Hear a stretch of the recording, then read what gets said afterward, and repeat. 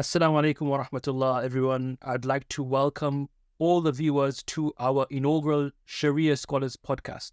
This is the podcast perhaps unique in the world, amongst the first, I would say, where we'll be addressing all the difficult questions in Islamic finance. All those questions which typically don't get answered or you find one-line answers on.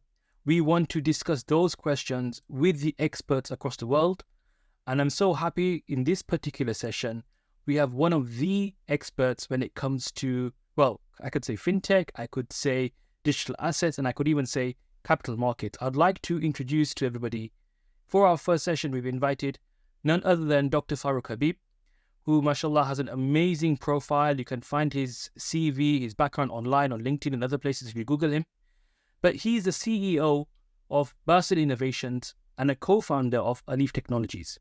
He's also a Sharia scholar, a researcher, and a fintech expert with over 10 years global experience. The reason why I've taken the opportunity and had the honor and privilege of inviting Dr. Farrukh Habib for this particular session is, this is the session where we're answering the question, can the 5% impure income screening be ever justified? Is there any justification from a Sharia perspective for this? How do we even make sense of that?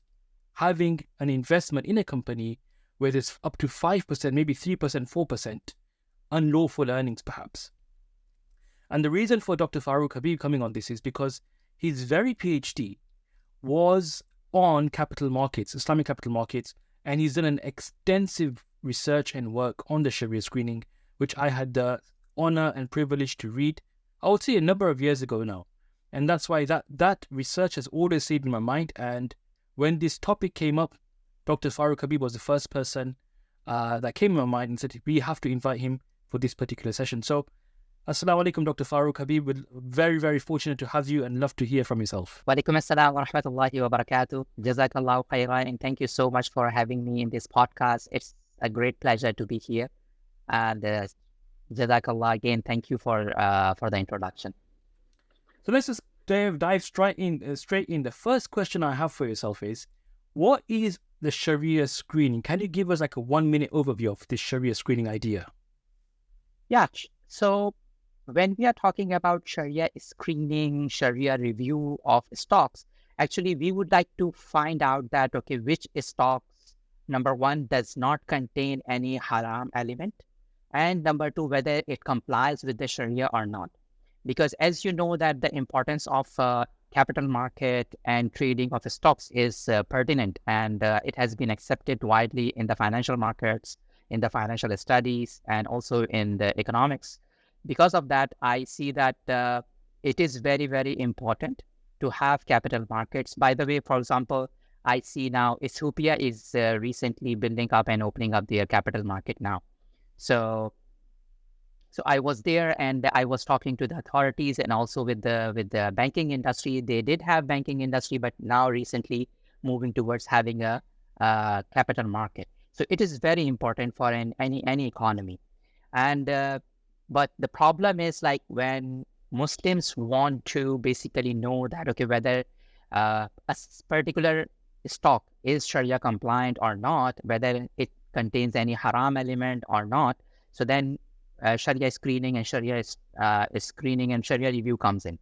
So whether according to a specific criteria, we see that, like, whether this stock meets that criteria or not, and whether can it be categorized as halal or haram for Muslims.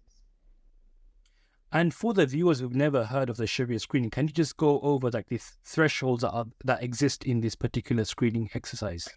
Yeah, actually, so there are mainly two categories of criteria or thresholds. Number one is, first of all, we have to see that, like, the main business and the main objective of the company is halal or not. So if let's suppose that any company which has a haram objective or main business activity, for example, wine manufacturing, or maybe like I would say like entertainment also, for example. Okay, let me just repeat it because there was a background noise. So for example, wait. So yeah, the business activity has to be halal, and that is the main criteria for any company. For example, if there is a company whose main business activity is manufacturing wine, for example, so then it will not be halal, whether they have no interest income, anything else. But because the main business activity is haram, so because of that, they cannot be considered as Sharia compliant. Same goes for entertainment industry, for example. So because most of the entertainment industry, if you know that they fall into the haram category, because of that, any company can be considered haram because of the main business activity. I can also add conventional banking. So because it is all based on interest and riba, because of that, conventional banking industry also falls under haram category because their main business is haram. Now, second criteria, which is if let's suppose that a company has a halal activity as main business, or let's suppose that their objective is to basically provide halal products or services in the market, then we can go to the second criteria. And this second criteria is based on financial ratios and we have some thresholds for them. For example, first of all, we have to see that like if there is any haram income, which I think that we are going to elaborate further, that if there is a haram income for this company as compared to the total income and total revenue generated by that company, whether this is under a certain specific threshold, which is 5%. And then we also see that like if, let's suppose that this company has borrowed some capital or some funding or investment on the basis of interest-based lending and borrowing, then we have to see that whether there is also a threshold that, okay, it should not cross 30%, in some criteria, it is 33% also, 34%. And so like it's all the way from 30% to 35% in between, depending on which criteria or which company we are talking about. And there are some nuances as well in this, like for example, when you are calculating these financial ratios, so what would be the denominator, numerator, etc. So, and then what would be the exact percentage we are calculating upon. But I think that this detail is already available publicly on the internet. For example, if you look at Dow Jones, so Dow Jones has a specific criteria, Pakistan Stock Exchange, and then Malaysian Stock Exchange, Bursa Malaysia, all they have this criteria they have elaborated on their website. So this is financial ratios are also important in this matter. No, Jazakallah khair. That's very insightful. And I guess maybe in a minute or so, could you explain to the viewers the history? When did this financial screening or even the screening criteria come into existence? Mm-hmm. Okay. So if we go a little bit back, so I would say that the first time this issue was brought up globally in front of Majma' Fiqh al-Islami, it was 1986. So what happened is the question which was posed to Majma' Fiqh al-Islami in 1986 was that whether we have to pay zakat on shares and who will pay the zakat on shares. So this was the first time Majma' Fiqh al-Islami started dealing with shares, that okay, what are shares? But you know, the thing is like, because there was no systematic approach from Majma' Fiqh al-Islami. So when the question was asked about zakat on shares, they started talking about zakat on shares. It did not give a specific and defined resolution at that time. It happened all the way back in 1988. So what happened after 2 years, they say, okay, zakat should be paid by the shareholders. So this was basically the summary of the resolution. But then what happened is, if you look at in 1990, this question was asked that whether investment in share is allowed or not. So this actually happened afterwards. So zakat was resolved first, and then it was asked whether shares are halal or not. Can we invest in shares and stocks or not? And then the debate started, and all the way 1995, Majma' Fiqh al-Islami issued a resolution saying that if the company is completely halal with no haram activity, with no mixture of haram activities, then you can buy the shares of that company. This was the case. And then, but then they say, okay, there will be two other scenarios. Either the company has completely haram objective, haram activities as a primary business activity, then of course, there is no disagreement on that this company should be excluded from the portfolio of a halal, from a halal portfolio. Second scenario is that when a company is a mixture of different activities, what will happen there? So there, Majma' Fiqh al-Islami also said that it is not allowed to actually invest in those companies. So Majma' Fiqh al-Islami in 1995 only allowed to invest in companies which are completely 100% halal, number one. And then what happened is the question was posed to Majma' Fiqh al-Islami in the subsequent years, for example, 1996, 1998, that what is the ruling and resolution for those companies which are primarily halal because their main business activity is halal, but they deal with riba in one way or another.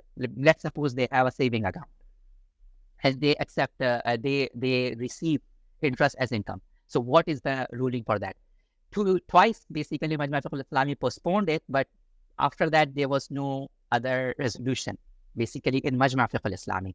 But what happened, interestingly, after 1995, when Majma' Fiqh al-Islami said that, okay, investment in shares which are complete 100% halal is allowed, then there were some other Sharia bodies, like Sharia advisory boards of Al-Rajihi Bank and Sharia Fatawa of Al-Baraka Bank Group, for example. And then there were some Sharia boards formed by index providers like Dow Jones. So they started doing some research on it. And I remember that there was a good seminar during that time, like after 1995, by Kuwait Finance House. So they used to have fiqh seminars at that time. So in those seminars, and in those fatwas and resolutions, different banks and index providers started debating about that, okay, how can we basically go further and see that if we can build a criteria for the companies which are mixed activities companies. Why? Because, okay, we understood that, okay, if the company is haram, so actually we have to avoid it. If the company is 100% halal, we can invest in it from Majma' Fiqh al-Islami. But the main question was okay, what is the ruling for the mixed activities companies? And so what happened is back in 1999, Dow Jones was the first who issued a Sharia screening methodology and an index of Sharia-compliant companies with the consultation of their Sharia board at that time in Bahrain. So that was the first time, at a global level, that Sharia index or an Islamic index for stocks was issued, which gave us a guideline for mixed activities companies as well. And of course, after that, S&P came in, FTSE came in, MSCI also came in, and other stock exchanges. And then I guess in the early 2000s, you have the IOFI standard being released, right? Standard 21, which addresses this. And you had the Sharia Advisory Council of Malaysia also issuing guidance on this. And then from then, I suppose that it's become mainstream and adopted by many Sharia scholars across the world and Sharia boards and committees, right? Very interesting. I think now is a real question, how do we actually justify this, right? So I'd like to just give some of my thoughts, right? Because it's a question which has always been asked by people to me. And it's not easy just to say necessity, right? People, from a Sharia perspective, we might understand some of that, right? And we could at least understand some of the logic behind it. But then people want to know, well, how is that okay? Well, what are the parameters, right? So I think it's really important, and this is the whole objective of these particular podcasts, is to really show people the kind of thinking or the algorithms that Sharia scholars go through in coming to conclusions, right? And so I guess the first thing people need to realize up here is, what is the actual question up here? Because number one, you're not directly buying and selling unlawful goods and services. The question isn't can I buy alcohol? Can I have a riba account? That's not the question, right? That's the first thing.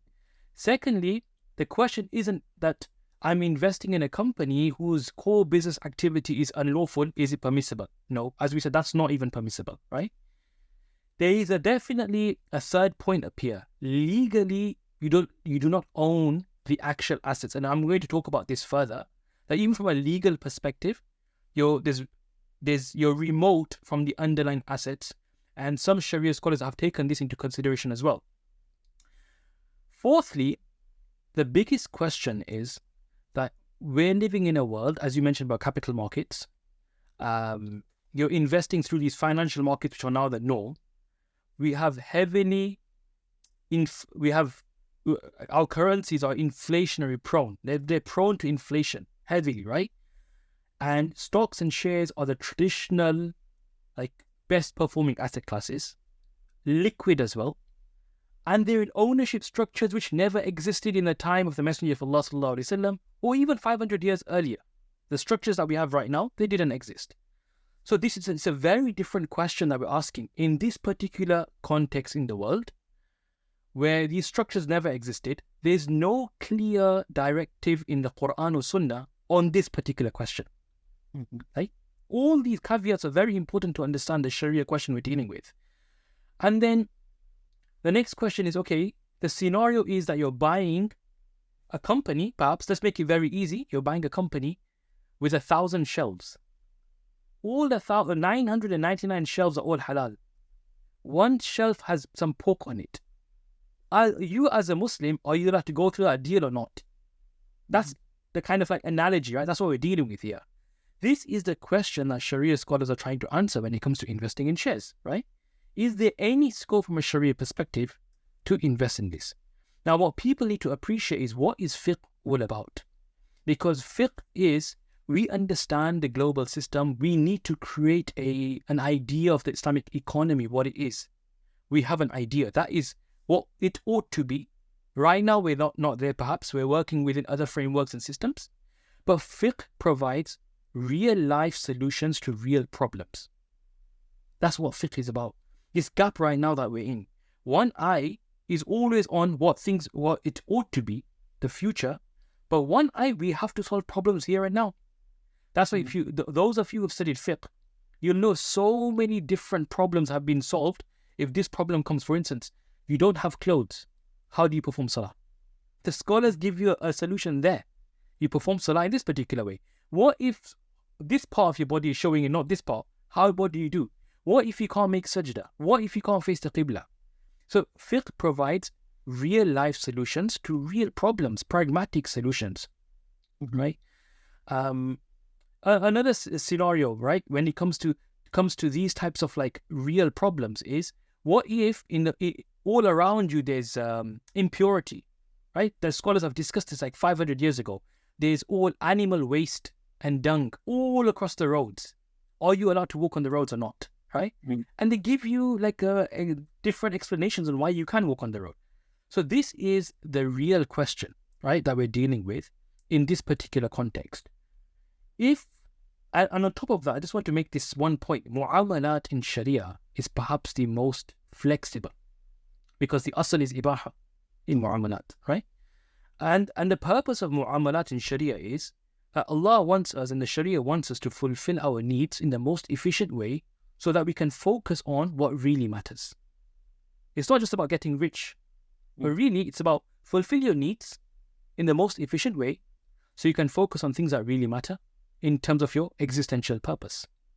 Now, with all that kind of introduction in mind, I have 10 points I've put together that I just want to walk through, and then I'll hand the mic over to yourself to give me your thoughts. That why I feel there is a justification for this 5%, right, from a Sharia perspective. And I'll walk through these 10 points one by one, right? The first one I feel is the principle al-umuru bi-maqasidiha, right? That your actions and matters are based on intentions, right? Imam Tahawi rahimahullah, a very famous scholar from the 4th century Hijri, he discusses how if a person, he knows that a buyer is purchasing grape juice or grapes from the seller, and he's going to make alcohol with it. You know that very clearly. He says it's still permissible to sell the grapes to this person, because your intention is not that you want the person to make alcohol. You're a businessman, you're selling grapes, right? So clearly it's your intention. The intention is not here for a person to buy something impermissible or unlawful. His intention is to buy something very clearly lawful. You have no qasd or intention to buy something unlawful. In the same thing, you know the famous hadith in Abu Dawud and Tirmidhi that la'ana Rasulullah sallallahu alayhi wa sallam ar-rashi wal-murtashi. The Messenger of Allah sallallahu alayhi wa sallam, he cursed the one who bribes and takes bribes, the payment of bribes. Now this is a clear curse from the Messenger of Allah. It's a Sahih hadith. It's in Abu Dawud and Tirmidhi and other books of hadith. Yet what do the fuqaha say? So you look at Ibn Humam, who was a famous Hanafi jurist in the 9th century Hijri, passes away in 861 after Hijrah. He mentions, and even other fuqaha have mentioned this, if a person is in a situation where he wants to ward off harm from himself, it's permissible for him to give a bribe. Although it's not permissible for the one receiving it, he's still sinful. But the person who's giving now is in a situation and scenario he can give. So very clearly, it's not about clear cut being right and wrong. There's many areas in Sharia which accommodate, facilitate, right? So the first thing, his intention is not to purchase unlawful things. When he's investing in these companies and he wants to buy a company whose core business activity is halal, he's not intending to purchase that 1-2% alcohol. The second one is, which Mufti Taqi Usmani and other scholars have mentioned, is the reality here in investing in companies is you have no say or control. I cannot, even if I demand and I vote, perhaps I got voting rights, and I make a fuss and I say, I'm not happy with this. The truth of the matter is you have no control on effecting change. Nothing whatsoever. And hence, you have the likes of Imam Sarakhsi rahimahullah, again a very famous Hanafi scholar, passes away 483 after Hijrah. He writes how in the same discussion of selling grapes to somebody who's buying and wants to make alcohol, he mentions that وَلَا تَزِرُ وَازِرَةٌ وِزْرَ أُخْرَى, the verse of the Quran, that when you have voiced your displeasure, you're not happy with it, you don't want it to happen, you have no say in the matter. As an investor, you don't have no say in the matter. Why should you be deprived and put to harm, despite you trying to change everything you're saying, but they're not listening? Mufti Taqi Usmani and other scholars mention, you can't ascribe that particular activity to the Muslim investor, right? And that resonates with me as well from a fiqh perspective, that you can't ascribe that activity then to the Muslim investor, right? The third one, and after that I'll pause and just get your remarks in the first 3 points and then we'll carry on. The third one is, and I think this will really resonate with yourself as well, in real terms, with today's currencies, we are actually losing money on a daily basis. In real terms, we're losing money because of inflation. Now, some countries, it's like 3%, 5%, 8%, 9%. And from the maqasid of Sharia, hifzul mal is there. But not only that, the fuqaha have written how it's permissible to break your salah if somebody is stealing your property in front of you. You're performing salah. It's haram to break salah, by the way. You're not permitted to break salah, right? Once you're in salah, you have to finish. It's wajibul itmam, right? You have to finish it. But the scholars write you can break your salah if your wealth is being stolen, because that's also very important. To protect your wealth is from the Sharia itself, right? And they also mention if a person swallows a person's diamond or valuables and he passes away, Ibn Abidin rahimahullah and others have discussed how it's permissible to cut open the human body, whereas the norm is you're not allowed to interfere with it and mess around with the human body. It has honor after he passes away. But they've allowed a person to extract that wealth from a human body, just showing you how much Sharia has considered the protection of wealth. So in an inflation-prone society, inflation-prone currencies that we have in the world today, one of the only effective ways, or at least from amongst the effective ways, is investing, right? Investing. And the most efficient way, or the long-term asset, which has always proven year on year, when you take a step back from the traditional asset classes, is investing in stocks and shares, right? And so just from that perspective, I feel that there's a real darura just to protect your wealth. Forget anything else because of the type of currency that we have, and to be able to invest. I'll pause there on these three things and then we'll go on to the other reasonings, but just to get your immediate thoughts on what's been mentioned. Yeah, I think that you are spot on this. And if you look at how scholars back in 1995, 1990s were thinking about this phenomena.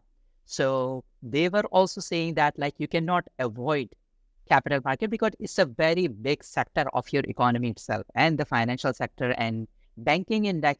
If we are talking about Islamic banking, for example, it cannot thrive or it cannot become stronger without a vibrant capital market. And you cannot have like a completely haram and conventional capital market and hope that like your Islamic banking will thrive in the same place, in the same society. So that was basically they were thinking. And that's why they saw that like it either a darura, and as you know, the legal maxim that darurat tubihul mahdurat. So for example, necessities, they can make haram things halal in that sense, number one. Or if at least if it is not a darura, then we can basically consider it as haja. And as you know, al-haja tanzilu manzilat al-darurat is again, that sometimes a haja, which is like a need or requirement, can become a necessity at the time where it is really required to do something good. So I think that that was basically they were thinking, and that is basically, even if you see their writings back in 1995, 96, 97, they have been talking about this. Mufti Taqi Usmani, for example, Sheikh Nizam Yaqubi, Abu Sattar al-Qudda, Sheikh Al-Ghari, all of them were saying this, that it is a necessity. And at the same time, we have to also see that like how we can basically develop a complete Sharia-compliant Islamic capital market, actually. So, yes, of course. So from there, they were coming. And then, inshallah, we will go further about that, like how they started analyzing the mixed activities company specifically. But I think that that was basically the case for them, that, of course, investments and a prosperous and a strong Islamic banking sector without capital market is basically a theory only. You cannot have it because in Islamic banking, when you have capital, for example, where you are going to park that liquidity, that's the problem. So capital market, financial markets provide the venue for them to park their liquidity and make profits for their shareholders or deposit holders. So I think this is basically the thing. And this was basically, at least if it is not darura, then at least it was a haja at that time. I mean, for the viewers, like these are technical terms. So darura is where, you know, your life is at risk or your wealth is at real risk. You're going to lose. That's what we, or your faith, right? That's why a person who's coerced, he can say kalimatul kufr, as we know in the Quran, where there's real risk to life, property, or faith. That's what we mean by darura. It's the highest level of risk. Then you have haja. Haja is not about being in real risk where you're being threatened with life or faith or your property. Rather, it's difficulty, real difficulty. And when this difficulty is widespread, it has the same power as darura, because now it's a difficulty en masse. So that's what Sheikh Dr. Farrukh Habib was referring to. Now, if you allow me to go through other points and get your reflections as well. The fourth point I have, which is really about the structure. See, whilst many scholars mention that this is like a shirka, right? There are different views on this, and me personally, I also feel the other view somewhat seems just to be stronger to me, that it's not a shirka, classically. In a normal business partnership, you have control. You can say, you can, manage, or you be a sleeping partner and you're a silent partner and you don't manage, but at least you have some level of control and direct impact on what happens. In these joint stock companies and these listed equities that we have today, you are completely remote from the assets on the balance sheet and the management. I mean, you can vote on the board of directors, everything, but those, I mean, what are we, like 1%, 2%, or we can't affect change. We can say a few things, but really, and many shares don't even have voting rights, right? So if you're buying in certain companies, you don't even get voting rights. That's why the scholar Dr. Yusuf Shubaili, right, famous Sharia scholar, he actually mentions, and this is discussed in Bank al-Bilad's latest publication on taba'iyyah, right, on something being a subsidiary or secondary issue. In there, his opinion is also stated, and other scholars, who are of the view that shares are actually not shirkah. Yeah? And this is my personal kind of inclination too, that we can't call shares the same as classical shirkah because you just don't have that control. And when you effectively don't have control on the assets, you don't even own the assets. From a legal accounting perspective, the company is a separate legal entity, it's a legal person. It's the company then which owns the assets. You just have shares in the company. So even really, you're not owning those assets. You're already remote from them. So how can those particular assets or those services be ascribed to you? Like even from they're not even from a legal perspective ascribed to you, right? So that's an important point, just to even differentiate between the companies that we have today and from the companies that were classically there in the fiqh. A fifth point is, the scholars discuss, is it permissible or what's the consequences of buying a cloth or a piece of clothing with najasa, impurity? We know impurity is unlawful, you can't use it, it's najasa. If it comes on, you have to wash it. There's so much strictness, you can't perform salah with it when it reaches a certain amount. So there's so many regulations and so many rulings about impurity and how to abstain. Yet the scholars mention, if you buy a wood plank or a khashaba or something, or you buy a cloth with impurity, the sale goes through. The sale goes through. Whereas we know, if you buy, can you buy impurity on its own? You can't, right? You can't buy impurity. But just say there's a cloth with impurity, the scholars mention, the sale will go through, but the person will get an option to cancel because there's a defect in the item. But effectively, the sale goes through, right? Look how the scholars are thinking. So that's another basis to say the companies are similar. They've got a small defect. If we take the opinion that you're becoming an owner and you own the assets, you'll buy the majority, which is okay, and it's got a small defect like this najasa on it, the sale will go through, right? Like the fiqh mentions. And this is mentioned in Muhit al-Burhani, right? Amongst it's one of the major Hanafi works, right? The fuqaha have mentioned this, is fatwa in there. By Burhanuddin ibn Mazah. He passes away in 616 after Hijri, right? So very famous Bukharan scholar is discussed there. The sixth point is that from a Sharia perspective, when you have employees, agents, anybody representing you who act against your instructions or against your intentions or will, right? Their actions cannot be ascribed to the principal or the employer, right? They can't. They are liable. So when you have a company, if you're the shareholder and you very clearly don't want them to deal in haram, and that's why Mufti Uthmani says a person should voice his opinion, right? That's one of his famous thing is that in annual general meetings, a Muslim should register his thing that I don't want you dealing in unethical things. They should voice their opinion. Now, if you voiced your opinion and they're not taking you on board, again, that liability will not come to you. The fiqh tells us the liability then is with the perpetrators of the action and not the person himself or the owner or the shareholder. The seventh thing that then I'll take, again, I'll ask you to come in.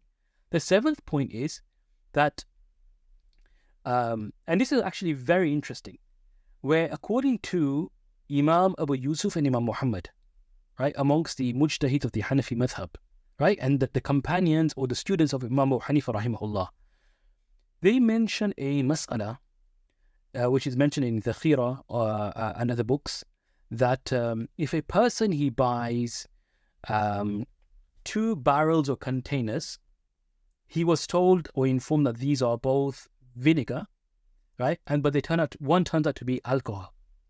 What's the consequence of that, right? They mention the transaction will go through as far as the vinegar is concerned, but not as far as the alcohol is concerned, right?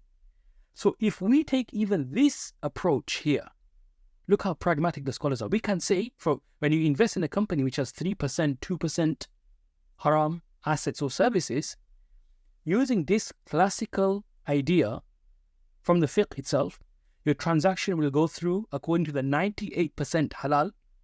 You don't even own the 2% haram anyway. It's not in your ownership. So even the money that you gain from that is not really earning from the haram. It was never yours in the first place. And that's a reality. Muslims cannot own haram. So how can you take ownership of the 2% haram? You're not even owning it, right? So any unlawful assets or services, you're not gaining ownership at all. And therefore, if you're purifying the unlawful income, you're just really purifying money which you earned, which you weren't really entitled to. It's not that you've earned haram money like from the assets or services. I found that very interesting as an evidence and to kind of support this idea, which is right from the classical fiqh. It's not even something contemporary. I'd like to pause here and just bring yourself in, Dr. Farrukh, just to give your reflections and thoughts.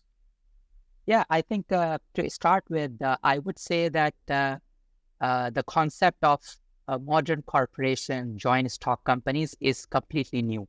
Although I have seen the scholarly work where they try to find out classical examples which were very close to this concept. For example, Baitul Mal, and even slaves, for example. So in the classical era, there were some slaves and there were some fiqh ahkam for that. Like when a slave is trading, let's suppose. So what would be his master and slave's relationship with reference to the business activity he is doing, and also with reference to the assets he is owning, for example. So what would be the relationship there? So I think some scholars try to basically extended that concept and context to accommodate modern corporation and joint stock companies. But I also see that although when this concept was introduced in the legal term in English law, it was actually like that. But then legally, it got decoupled from that concept actually. And now even in the English law, you see that the concept of modern corporation, limited liability has been evolved from there. But unfortunately, most of our scholars basically still see the classical concept of modern corporation. Although it's a little bit different debate, but I think that it is very strongly related to this because what the points you have mentioned are actually relevant to this. Second thing I want to say is that I also agree that, and I found the other opinion very, very strong, that now if you look at the concept of modern corporation, joint stock companies, it's something different. It's not a classical Musharakah where you actually own the underlying assets. You can even ask to distribute the underlying asset among the partnership. If let's suppose you want to conclude it now, the partners can basically ask to actually distribute the underlying assets, but right now it is not happening. And they legally do not own the underlying assets of the company. They own the company, and the company owns the underlying assets and other stuff. So this is a very interesting situation, and I think that we have to also look into this new developments and try to basically see that how we can align the key fiqh of share or a joint stock company according to the new developments. And also I want to say then, of course, you are also right about that when something is very minor and negligible, or at least included with something else, then it can become permissible, because we have a legal maxim which says that يُغْتَفَرْ فِي التَّوَابِعْ مَا لَا يُغْتَفَرْ فِي غَيْرِهَا, which means that we can accommodate, tolerate something which is prohibited if it basically goes with the permissible thing. So although independently it is not acceptable, it cannot be accepted, and it cannot be traded as well. But if let's suppose this thing becomes a subsidiary or something combined with a halal thing, then of course we can basically trade with it. And there are some other Islamic legal maxims as well. For example, lil akthari hukmul kull here also it comes into play, which means that like if you have majority of the portion as halal, but there is a minority of haram thing, then we can basically extend the ruling of majority to the minority, a minor portion as well. And we also have like al-ibratu lil ghalib ash-shar' la lin nadir and maghlub. So which means that like when you are considering to issue a judgment, Sharia ruling for something, you normally look at what is widespread, what is majority of the portion, rather than looking at a very minor and negligible portion of the thing. So I think with that understanding, Sharia scholars were ready to see that if there is a mixed activity company, then we can accept it. And also, but before that, they were not very eager to jump into this conclusion, by the way, because they actually did a survey and research also, because I have spoken with some Sharia scholars, and then they say, okay, we sat with the experts, and we try to find that, okay, if let's suppose that we try to find 100% Sharia compliant company, which is publicly listed as well on any exchange. So what would be the universe of halal companies would look like? How many companies will be there? Let's suppose on a stock exchange, there are 1,000 companies. Out of 1,000 companies, how many would be there as 100% halal companies? And it was a very, very small portion, by the way, almost negligible. So it was like almost, again, I go back to the portion that then they saw that like there is a need for accommodating this type of approach. Oh, amazing to hear this. And it's so, like you mentioned the next couple of points, so 8, 9, and 10, the last 3 points. My 8th point is this, the idea of being tabi' and secondary and subsidiary, which you mentioned, because the fiqh mentions a rule, as you very eloquently mentioned, قَدْ يَجُوزُ تَبْعًا مَا لَا يَجُوزُ قَصْدًا, that things are, when they are secondary or a subsidiary, they can become permissible because they're overshadowed by something which is permissible. So when you combine two different things, and the unlawful element is secondary, subsidiary, it's not the main thing, then that thing can become permissible in Sharia when it's really the main thing is halal, right? In fact, Ibn Abidin in his Hashia, again a very celebrated Hanafi scholar, he mentions an example of this, that if a person is using silver coins, dirham, to buy a house, and on the door there's silver, right?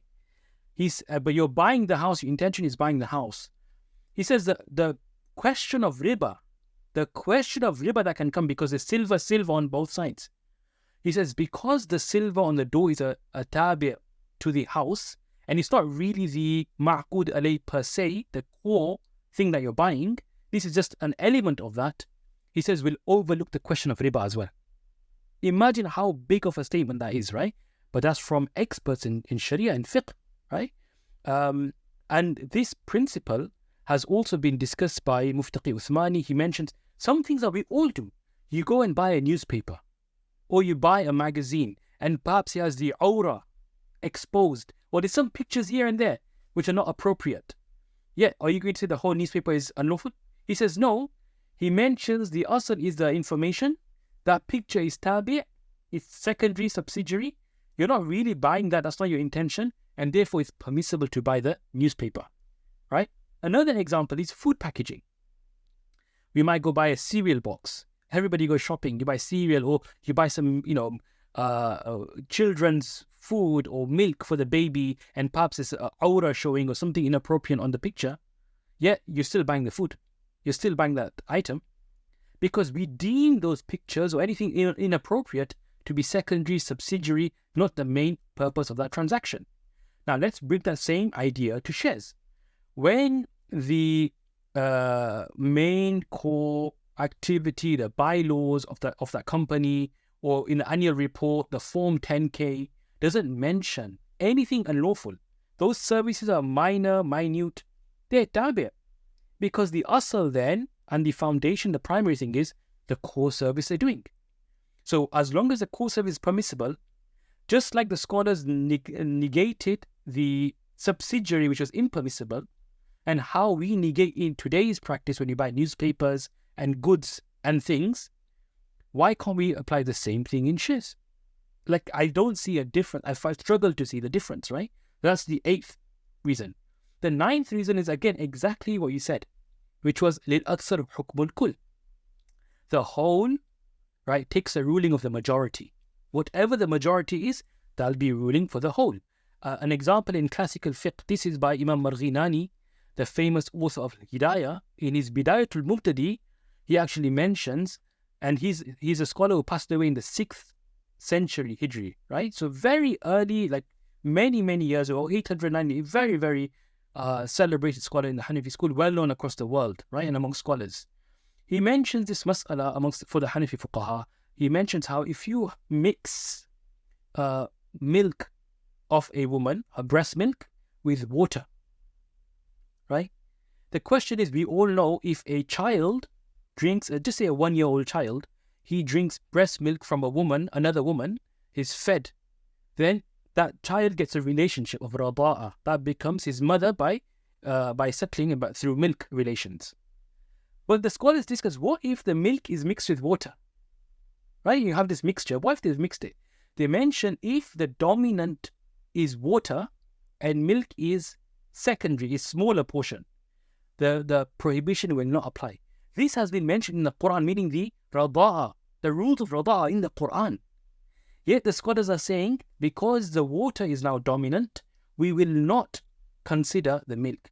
And the reverse is the same. If the milk is 51% or is dominant, and the water is less, then the rulings do apply. So imagine such a simple, this is a very thing, a mas'ala in the Quran, an issue in the Quran, yet the scholars, look how they viewed these things. And so when we apply this idea in shares, لِلْأَكْثَرِ حُكْمُ الْكُلِّ, or this idea of mixing, the akthar is halal. That is the majority, right? We're saying minimum 95% has to be this, right? We're not even saying 51 or 80 or 70. No, we're saying 95% as a minimum. That's what the scholars are saying. And I guess the last one is, and this really took me aback, because this is a hadith by the Messenger of Allah sallallahu alaihi wasallam, where he mentions once, which is mentioned by a Sahabi known as Qais, right? He mentions that the Messenger of Allah sallallahu alaihi wasallam, he mentioned that Ya ma'ashar tujjar inna al-bay' yahduruhu al-labu wal-halif fashubuhu bis-sadaqah.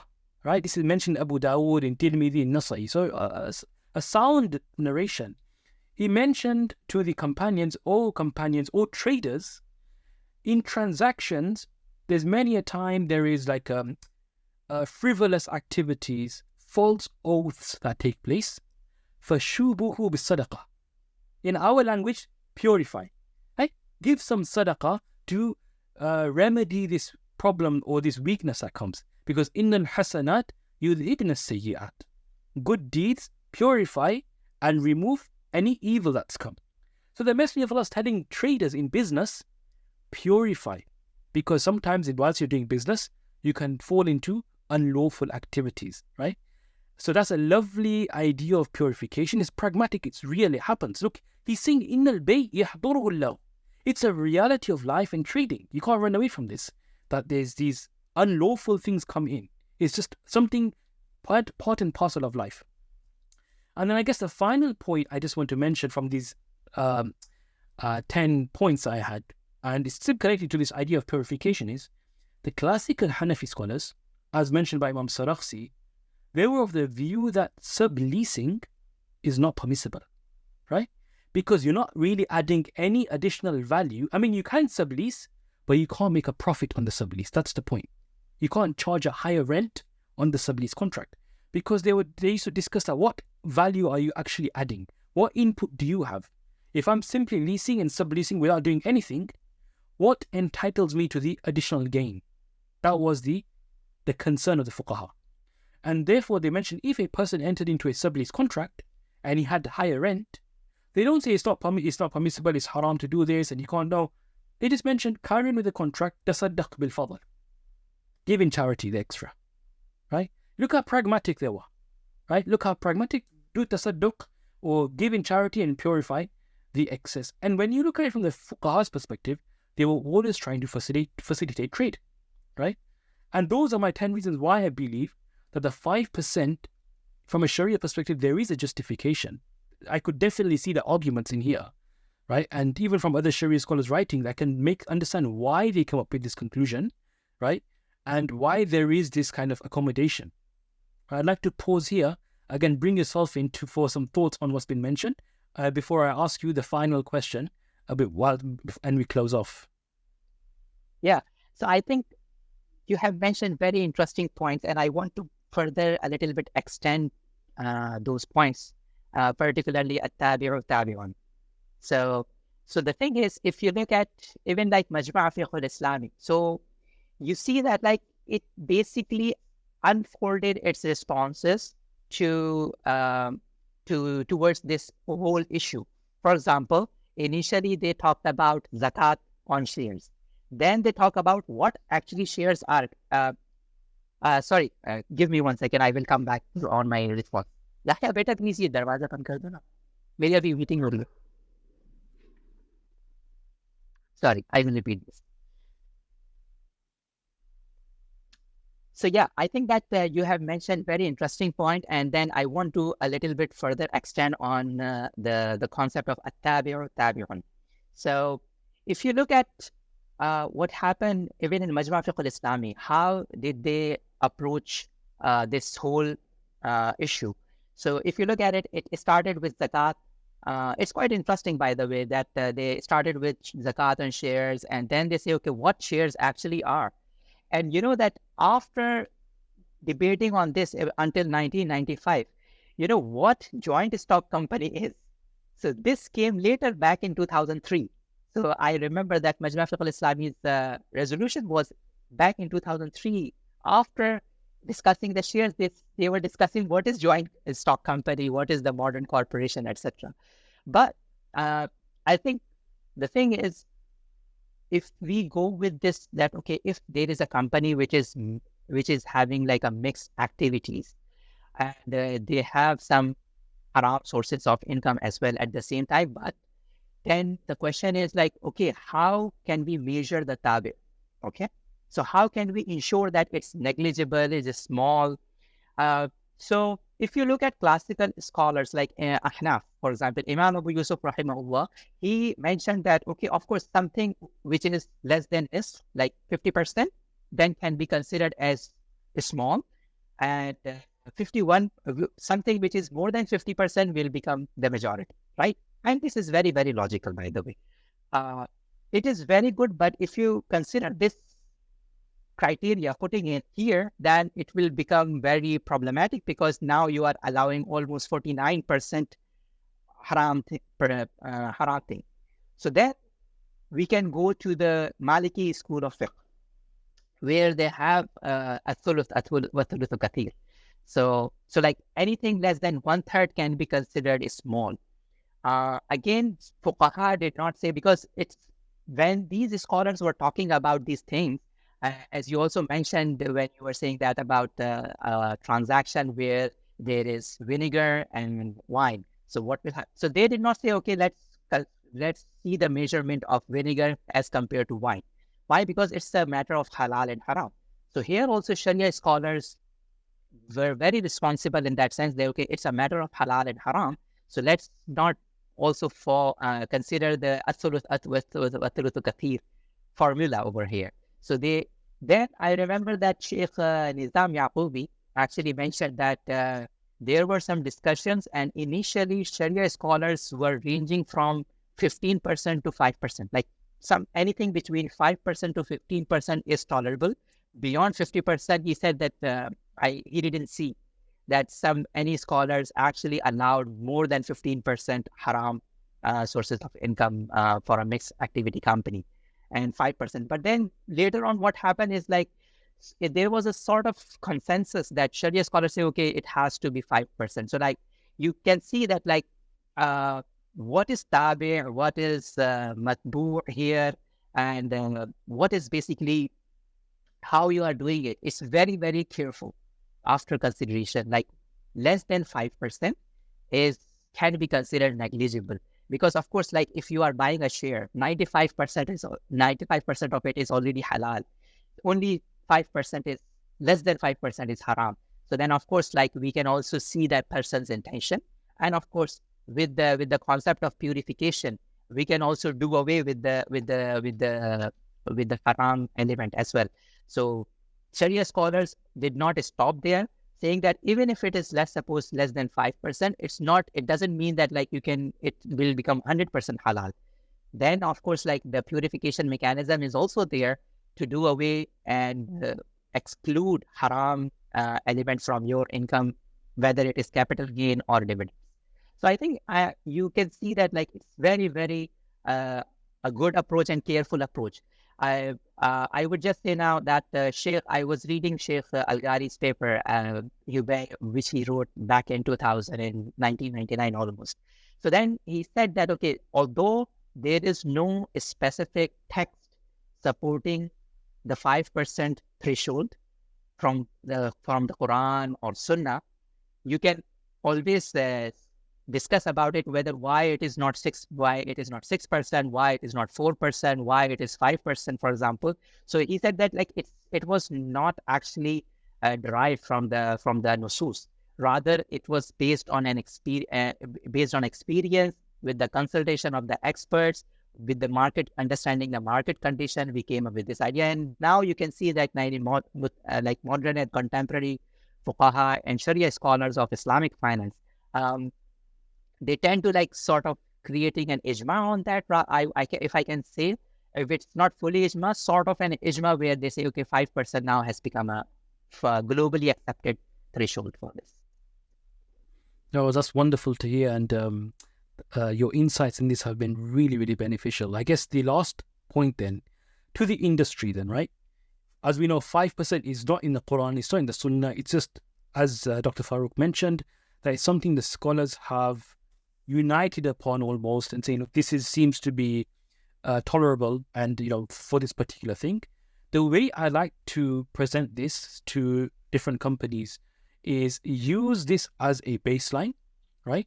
It's the threshold, global threshold, but as individual companies, as perhaps individual investors, you don't need to use 5%. Who says you need to use 5%? You can use 1% or 0%. But let this like flexibility remain. There's different conditions. There's so many variables in the world, right? Everybody has their own unique situations. Different companies have their own situations where they can invest, where they can't invest. So the way I like to approach this is leave this as the baseline, but as individuals, as firms, funds, those who have more perhaps like caution in themselves, who want to be more like 100% and want to be the best, right? They want to try to reach the best. Create your own portfolios of 100% halal. That's commendable. That's good. Do it, right? But those who are then practicing on 95%, 96%, there's no problem. There's a fatwa for that. There's standards for that. That's also acceptable. And hopefully, by encouragement, they'll also increase in their own practices. But the 5% is good as a global baseline. And that's how I would like to kind of position it. But I'd love to get your thoughts on this. Like, what advice would you give to the industry when managing this 5%, and what would you like to see in the future? Okay, Jazakallah. I think you know that like on this specific point, I wrote a research paper back in 2017, and in that paper, I actually discussed that I understand and accept that fuqaha and Sharia scholars have come up with this percentage, which can be considered as negligible, but can we apply it universally and be static on it? So my point in that research was that no, it should be dynamic. Now, because as you see that I was basing my argument that الضرورة تقدر بقدرها, which means that if you have a darura or a necessity for something, you are allowing something impermissible. So it has to be limited to the need of that impermissible thing. So normally, if you see in classical fuqaha, and classical scholars have also discussed about this issue, saying that if a person is dying and he has wine in a sahara, in a desert, and then he's dying, so then he can drink wine. but how much wine can he drink?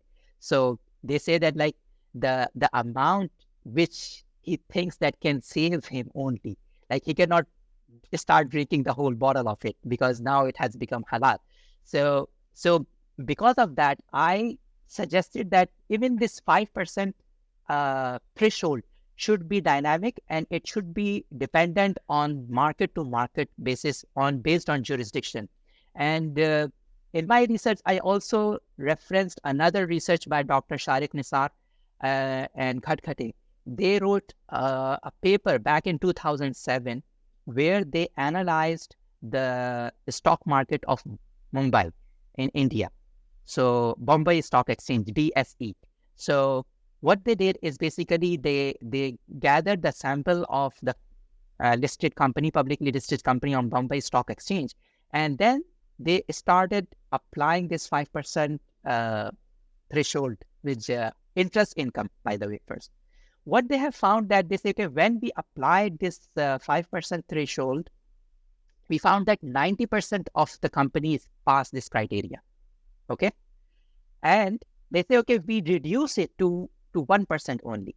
When we did that, 75% of the company passed the criteria. Like even 75% of the companies were still Sharia compliant with 1% threshold. Okay. So they did not go beyond 1%, maybe 0.5%. But now there are two interesting facts about it. One is they said that for Bombay Stock Exchange, for example, 5% is too relaxed, too liberal. So we can basically reduce it to 1%, and still we will get the 75% of the universe of Bombay Stock Exchange. And by the way, Bombay Stock Exchange is not it's not a Muslim country. Indian, I mean, of course, like a lot of Muslims are there, but it's a secular country. And then the Bombay Stock Exchange also is not like a Sharia compliant stock exchange. So in that sense, it's a very good number that you are applying Sharia screening methodology, and you are still finding that 75% of the companies are still Sharia compliant. So this is very good. But so from there, basically, I suggested in my research that there must be two things. Number one, we have to basically see that this criteria should be dynamic according to stock exchanges, according to countries, according to jurisdictions, market dynamics, etc. So it should be regularly revised and checked that whether this criteria is okay or not. Now, So I was also going based on the Islamic legal maxim, like ad-darura tuqaddaru biqadriha, that even if, let's suppose that you find a jurisdiction where 5% is too stringent, so you can go beyond 5% also, because the main objective is basically to fulfill your darura, fulfill your need actually. So if 5% is not fulfilling your need, maybe you can go to 10%, but of course, like there has to be a regular check and balance that how we can go to the zero. And also this last point I want to add is basically we also have to check when applying this criteria that how much is the amount of universe we want, which is darura for us. For example, if I go back to the same research by Dr. Shariq Nisar, saying that 90% of the Bombay Stock Exchange was compliant when we applied 5%. So do we need 90% of the companies? Or are we okay with 75% of the companies? Or are we okay with the 50% of the company? So if, let's suppose, in a jurisdiction, we say if 50% of the companies are available to Muslim investors, we are okay. So then we have to see that, okay, what criteria can we apply to make sure that 50% of the companies of that specific exchange is available for the Muslim investors? So this is how I see that, like, these two things will be dynamic. One is the percentage of the company which are available for Muslim investors. We have to decide on that, and the threshold percentage which we can apply to ensure that these companies are available for Muslim investors. That's phenomenal, and that's really being true to the fiqh here, and the fiqh principles underlying this. I'd like to thank you for participating in the first Sharia Scholars podcast.